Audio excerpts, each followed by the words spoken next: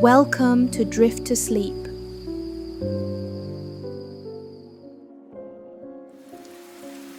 Hello, my friend. Thank you for joining me tonight. Welcome back to Drift to Sleep. If you enjoy cozy bedtime stories and gentle fairy tales, you can always support the channel by liking the video and subscribing. But for now, simply get comfortable. The story you're about to hear is called The Snow Sweater and the Cedar Cabin. Take a slow breath in and a slow breath out, and let's begin. Far beyond the village of Pineford, where the road became narrow and the hills grew quiet, there stood a cedar cabin at the edge of a winter forest. It was a small cabin, not grand, not polished, not the kind of place that tried to impress anyone, but it was warm and steady and deeply loved. Its walls were made of cedar logs that had weathered over many seasons into shades of honey, amber, and soft brown. Its roof sloped low beneath the branches of tall evergreen trees. A stone chimney rose from one side, sending pale smoke into the cold air whenever the hearth was lit. In front of the cabin, a narrow path curved through clumps of frozen grass and little shrubs wearing beads of frost. Behind it, the forest began almost immediately. Cedar trees, fir trees, spruce trees, old pines with thick trunks and deep green branches. In autumn, the forest smelled of resin, rain, mushrooms, and fallen needles. But now the season had turned. The air had grown clearer, quieter, sharper at the edges. Winter was near, not fully arrived yet, but close enough that every branch seemed to be waiting for it. The cabin belonged to a woman named Juniper Vale. Juniper was a wool spinner and knitter. She worked with sheep's wool from the farms lower in the valley. Some wool came in soft cream, some in grey, some in warm brown, and sometimes, if a neighbour had carefully gathered it, she received a bag of white wool so clean and bright that it reminded her of morning clouds. Juniper washed the wool, combed it, spun it, dyed it with roots, bark, berries, onion skins, walnut hulls, and the petals of flowers dried from summer. Then she knitted scarves, socks, mittens, blankets, tea cozies, baby hats, bed socks, and, when the weather turned especially cold, thick sweaters that felt like being wrapped in the gentlest kind of fire. People in Pineford often said that a sweater made by Juniper did not simply keep a person warm, it remembered warmth. It remembered sheep standing in sunny fields. It remembered steam rising from tea. It remembered bread cooling on a windowsill. It remembered hands held near a fire. Juniper always smiled when people said that. She did not know whether it was true, but she liked to think that all soft things held a little memory of comfort. On this particular evening, the first snow of the season was expected. All day, the sky had been the color of wool. Low clouds pressed gently over the hills. The light had been pale and silver. The forest had gone unusually still. Even the birds seemed to speak more softly. Juniper had felt the change as soon as she woke. The cabin air was colder than usual. The window glass held a delicate bloom of frost at the corners, and the fire in the stove seemed especially pleased to be needed. She had spent the morning preparing for snow, not because snow was dangerous here. The cabin was well stocked. The woodpile was full. The pantry held flour, oats, dried apples, beans, potatoes, onions, honey, and jars of soup. But Juniper enjoyed the ritual of getting ready.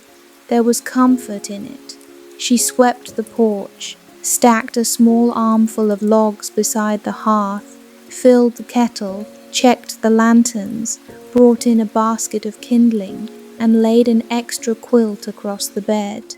By late afternoon, the whole cabin felt ready, ready for cold, ready for quiet, ready for the hush that comes when the first snow begins. Juniper stood by the kitchen window with a mug of cinnamon tea in her hands. Outside, the forest waited in deep green silence. The sky had grown darker, not night dark, snow dark, a soft, heavy dimness that seemed to settle over everything. She took a slow sip of tea. Cinnamon warmed her tongue, honey softened it. The mug heated her palms. On the table behind her lay a half-finished sweater. It was made from thick cream-colored wool, soft as milk and warm as a blanket. The body was nearly complete. One sleeve still needed several inches. The collar had not yet been shaped.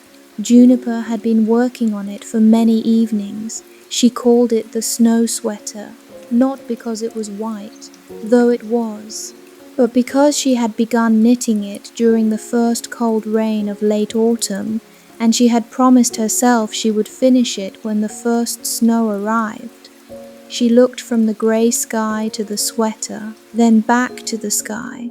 A single white flake drifted past the window, then another, then 3 more. Juniper smiled. "Well," she said softly, "there you are." The first snow had come.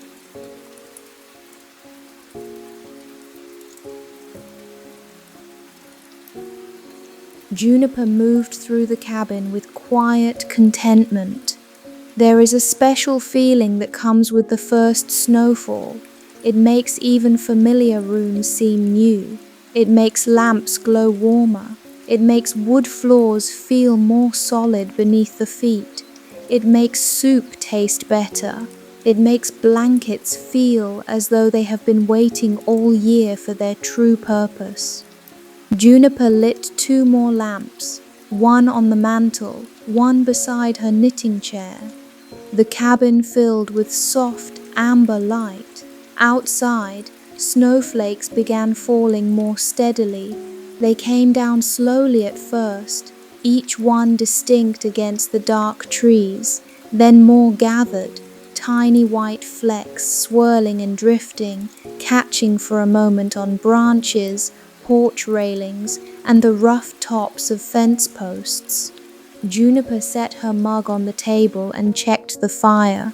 The stove glowed warmly. She added a small split log and watched the flames lean around it. The cedar cabin smelled of wood smoke, wool, tea, and a little lavender from the sachets she tucked into drawers.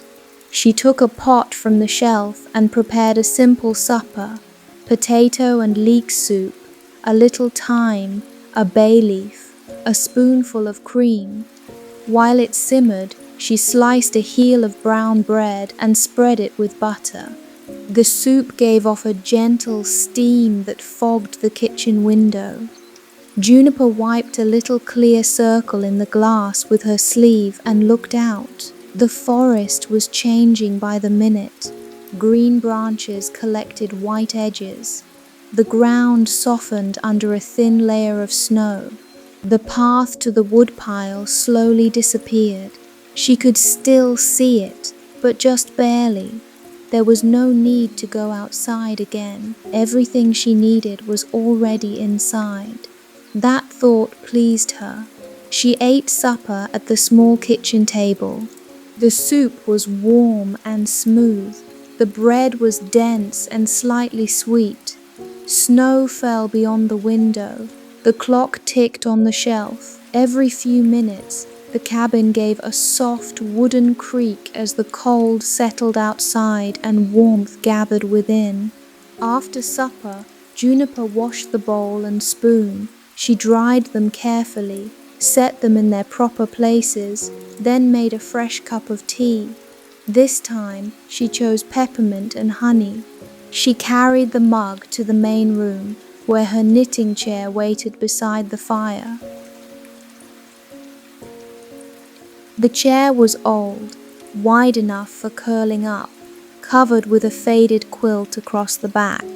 A basket of yarn sat nearby, cream wool, grey wool, a ball of pale blue, a little bundle of silver threads she had been saving for something special. Juniper sat down with a contented sigh. She lifted the snow sweater into her lap. The wool felt wonderfully soft under her fingers. It had a gentle weight now, the weight of something almost finished. She picked up her wooden needles. They were smooth from years of use. Her grandfather had carved them for her when she was young. Each one had a tiny cedar leaf etched near the end. Juniper touched the carved leaves with her thumb, as she always did before beginning. Then she started knitting, loop, pull through, slide, loop, pull through, slide. The rhythm was quiet and steady. Outside, snow fell. Inside, the needles clicked softly. Click, pause, click, pause. A small music of wool and wood. Juniper loved this hour most. The hour after supper. The hour when the day's tasks had ended, but bedtime had not yet arrived. The hour that belonged to tea, firelight, and slow progress. The sleeve grew little by little beneath her hands, not quickly, but steadily. Each row added a little warmth. Each stitch joined the one before it. Knitting always reminded Juniper that comfort was built gradually, one small motion at a time. A scarf, a mitten, a blanket, a sweater, a peaceful life. Perhaps all of them were made the same way. After some time, she paused to count stitches. Then she noticed something strange. A tiny silver thread lay across the cream wool. Juniper frowned gently. She did not remember adding it. She lifted it between her fingers. The thread shimmered in the firelight. It was thinner than yarn, finer than silk, cool to the touch, and somehow bright, though no lamp shone directly on it. She looked toward the yarn basket.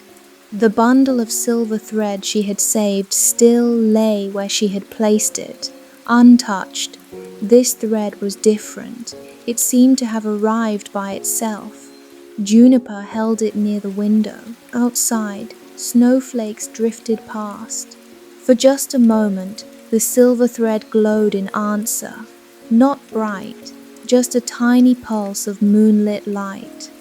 Juniper's eyes widened softly. A snow thread. That was the first thought that came to her. She had heard stories, of course. Everyone who lived near the winter forest had heard them. Stories about snow weavers, tiny beings who stitched snowflakes before every storm. They worked in hidden groves. They used moonlight for thread, frost for needles, and silence for cloth. Juniper had loved those stories as a child, but she had never expected to find anything like that in her own knitting. She looked again at the silver thread. It trembled lightly, as if pointing toward the window, then toward the forest.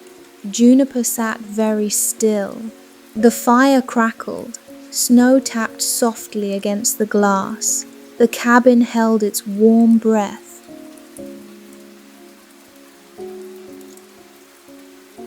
Juniper did not rush. A cozy person does not rush into a winter forest, even a magical one. She placed her knitting carefully on the chair. Then she prepared herself for the cold. Wool socks, sturdy boots, a thick shawl over her shoulders, a long coat, mittens she had knitted from brown sheep's wool, and a small lantern from the shelf beside the door. Before leaving, she checked the fire and closed the stove door. The cabin would stay warm. She tucked the silver thread into her coat pocket. Then she opened the front door. Cold air entered softly. It touched her cheeks and nose. It smelled of snow, cedar, and the deep stillness of winter. The world outside had changed completely. The path was white. The porch steps were white. The woodpile wore a white cap. Every branch seemed outlined in silver. Juniper closed the door behind her and lifted the lantern. Its golden light spread over the snow. The flakes continued falling, slow and thick and quiet. They settled on her hair, on her coat sleeves, on the lantern roof. She stepped carefully from the porch.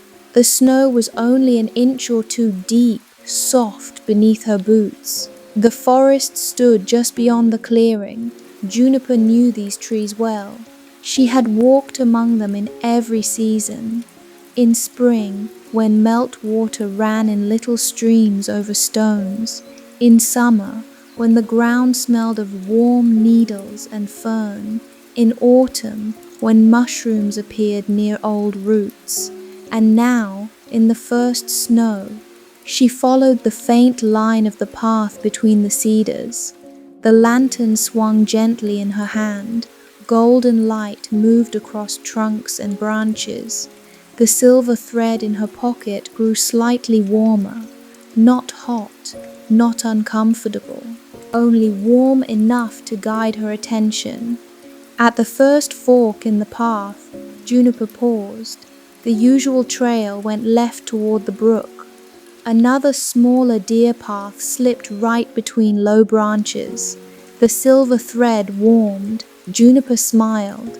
Right then, she followed the deer path. The forest grew quieter. Snow softened every sound. Her boots made gentle crunches. A branch occasionally released a puff of snow. Somewhere far off, an owl called once.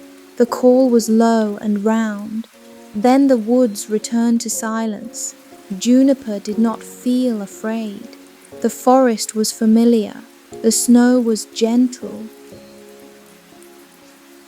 And the thread felt like an invitation, not a warning. The path wound downhill, then up again. It passed a cluster of stones covered in moss. It curved around an old cedar with roots like sleeping hands. Finally, it opened into a small hollow Juniper had never seen before. She stopped at the edge. The hollow glowed, not with fire, not with lamps, with moonlight. Though the moon was hidden behind clouds, the clearing shone with pale silver light. Snowflakes fell through the air in slow spirals, and at the center of the hollow stood dozens of tiny looms. They were made from twigs, icicles, frost, and pale bark. At each loom sat a snow weaver, tiny, no taller than a teacup, wrapped in cloaks of white moss and thistledown. Their hair looked like frost. Their fingers moved quickly and gently. They wove delicate snowflakes from silver thread. Each snowflake was different. One looked like a star, another like a fern, another like a tiny wheel, another like lace made for a fairy's sleeve.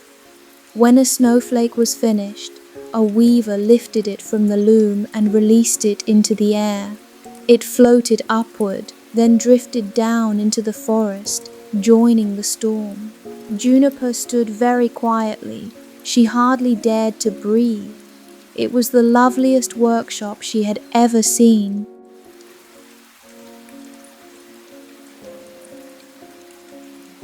One of the snow weavers looked up. He had a small round face, bright eyes, and a cap made from the tip of a cedar cone. He smiled as if he had been expecting her. "Good evening, Juniper Vale." Juniper blinked softly. "Good evening." The tiny weaver stepped down from his frost loom and bowed. "I am Talawin," he said, "keeper of the first snow pattern." Juniper bowed back, because it seemed polite. "I found a thread in my knitting." "We hoped you would," said Talawin. Several other weavers looked over and nodded. None stopped working for long. Their little fingers continued moving, weaving snow with patient care. Talawin climbed onto a small flat stone so he could speak more easily. "Every year, when the first snow comes, we weave the opening pattern for winter.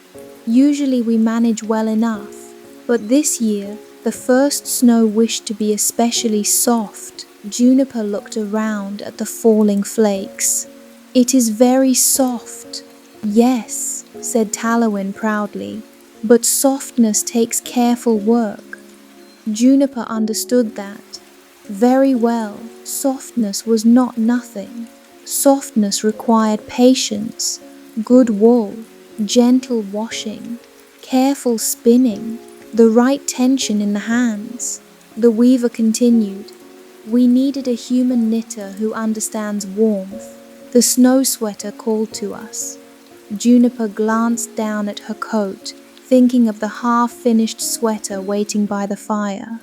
"It called, in its way," said Talawin. "All unfinished cozy things call a little." Juniper smiled at that.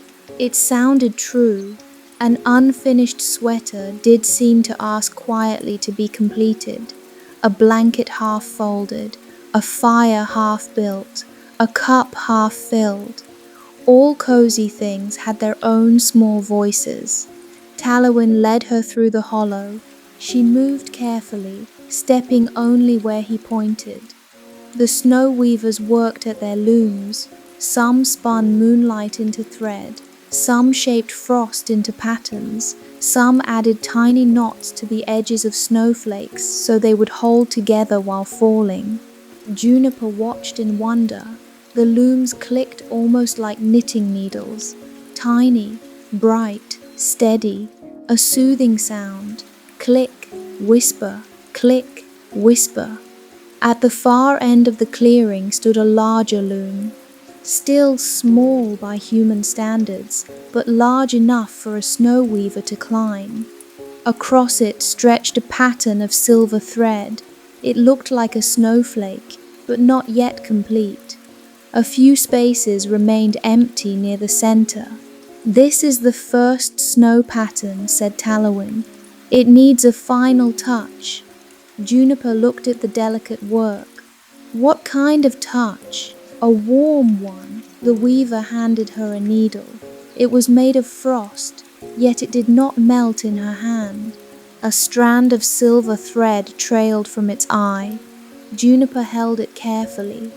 "I have never stitched snow before." "That is all right," said Talawin. "You have stitched warmth. That is rarer." Juniper felt both honored and shy. She knelt beside the loom. The silver thread shimmered. The tiny weavers gathered quietly around her. She took one slow breath. Then she began. The movement was not so different from joining a sleeve. Through, around. Draw gently, not too tight, not too loose. The thread passed through the pattern like moonlight through lace. Juniper worked slowly, carefully. The frost needle moved as if it knew the way.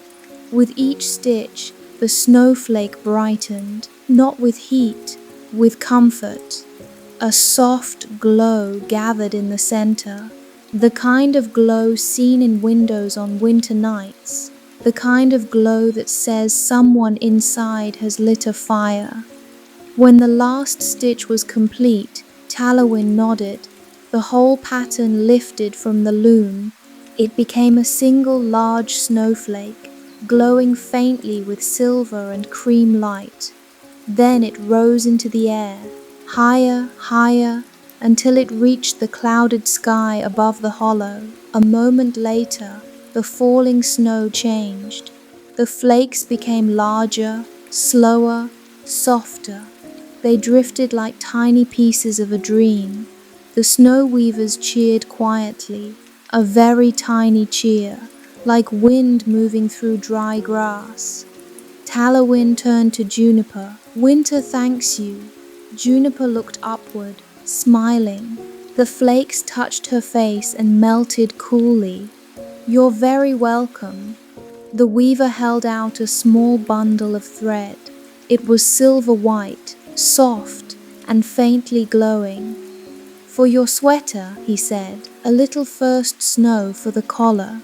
Juniper accepted the gift with both hands. "What will it do?" "It will not do anything loud," said Talawin. "Only remember this evening and keep the wearer warm in the quietest way." Juniper thought that sounded perfect.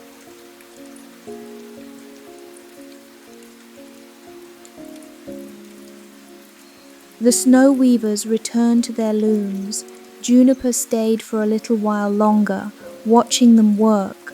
Their tiny workshop glowed with moonlight. Snowflakes rose and fell, threads shimmered, frost needles flashed gently. No one hurried, even the magic had a calm rhythm. It was craft, patient craft, the same spirit as spinning wool, kneading bread, mending socks, writing letters, building a fire, all the small things that made winter livable and kind. Eventually, Talawin walked Juniper back to the edge of the hollow. "Follow the softest flakes," he said. "They will guide you home." Juniper looked back once. The hollow already seemed partly hidden by snowfall. The looms shimmered. The snow weavers waved. Then the trees shifted in the falling white, and the hidden grove became difficult to see. Juniper followed the path home. The snow had grown deeper, but it remained gentle. Her lantern glowed warmly. The bundle of snow thread rested safely in her coat pocket. Every now and then, a large, soft flake drifted down ahead of her and seemed to hover, showing the way. She walked slowly. There was no reason to hurry. The forest was beautiful under first snow. Branches bowed slightly. Stumps became rounded white shapes. The path shone faintly under the lantern. The whole world felt tucked in. When the cedar cabin came into view, Juniper felt a deep warmth in her chest. Its windows glowed golden. Smoke rose from the chimney. The porch lantern was still lit. Her home waited patiently, small and warm beneath the falling snow. Inside, the cabin welcomed her with cedar-scented heat. Juniper removed her snowy boots, hung her coat by the door, set the lantern on the table. Then she checked the fire. It was low but steady. She added another log and watched the flames rise. The cabin seemed even cozier after the forest. She made one more cup of tea, chamomile this time, with a spoonful of honey. Then she returned to her knitting chair. The snow sweater lay exactly where she had left it, soft, cream-colored, nearly finished. Juniper took out the snow thread. It shimmered in the firelight. Carefully, she joined it to the wool. Then she began knitting the collar. The silver-white thread slipped through her fingers with surprising ease. It blended into the cream wool like moonlight on snow.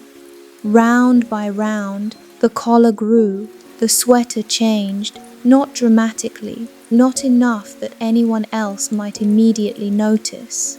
But Juniper could see it, a soft glimmer at the edge, a memory of first snow stitched into the warmth. The needles clicked, the fire crackled. Snow fell steadily outside. Juniper knitted until the collar was complete. Then she bound off the final stitches, slowly, gently, with the care due to a finished thing. At last, the snow sweater rested in her lap, complete. Juniper held it up. It was simple and beautiful. Thick cream wool, long sleeves. a soft collar touched with silver, warm enough for winter mornings, gentle enough for sleeping in a chair by the fire. She pressed it to her face. It smelled of wool, cedar, and a little clean cold air from the forest. Then she slipped it over her head. The sweater settled around her shoulders like a quiet hug. Warmth spread through her immediately. Not too much, not heavy, just right. The kind of warmth that reaches the places tiredness likes to hide. Juniper sat back in her chair. The firelight flickered over the finished stitches.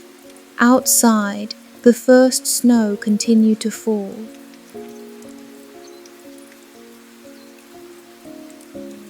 Later that night, Juniper stepped onto the porch one last time. She wore the snow sweater beneath her shawl. The world was white now. The path had disappeared completely. The woodpile wore a thick, soft cap. The forest stood still and silver beneath the falling snow.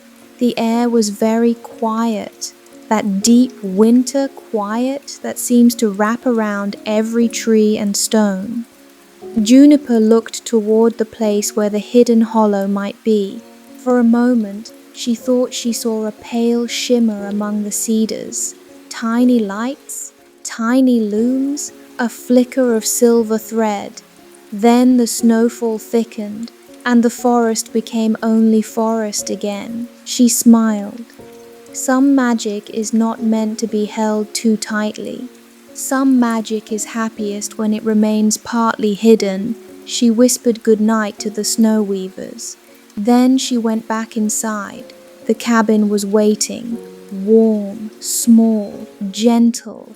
Juniper banked the fire, set her empty teacup in the sink, folded the remaining yarn into the basket, and placed the finished sweater carefully across the back of her chair.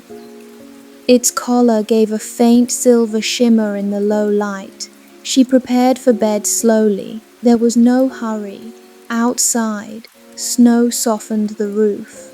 Inside, the cedar walls held the warmth. Juniper climbed beneath her quilt and pulled it up to her chin. The room was dark except for the faint glow from the stove. The cabin creaked once, then settled. Snow fell against the windows with the softest sound. Juniper closed her eyes. She thought of tiny looms in a hidden grove, of silver thread, of first snow, of the careful work of many small hands, and of the sweater waiting by the fire, holding a quiet winter magic in every stitch. The last thing she heard before sleep was the forest breathing softly under snow. And now, our story has come to its quiet end. The cedar cabin is warm beneath the first snowfall. The fire is low, the kettle is still, and Juniper is resting beneath her quilt. The snow sweater is finished now, cream wool, soft collar, a little silver thread from the hidden grove. It waits beside the fire, holding the memory of moonlight, cedar trees, and gentle winter magic. Far away, deep in the forest, the snow weavers are still at their tiny looms.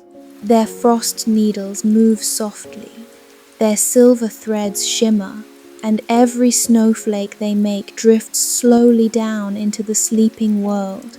You do not need to follow the snowy path tonight. You do not need to find the hidden grove. You do not need to finish one more task. You can simply rest here. Let the cabin grow warm around you. Let the snow fall softly in your thoughts. Let the fire burn low. Let your breathing become slow and peaceful. Thank you for listening to Drift to Sleep. I'm Adele Nguyen, and I'll be back soon with more cozy sleep stories and bedtime fairy tales. For now, keep your eyes closed. Let your body relax. Let the night hold you gently. Sleep well. Good night.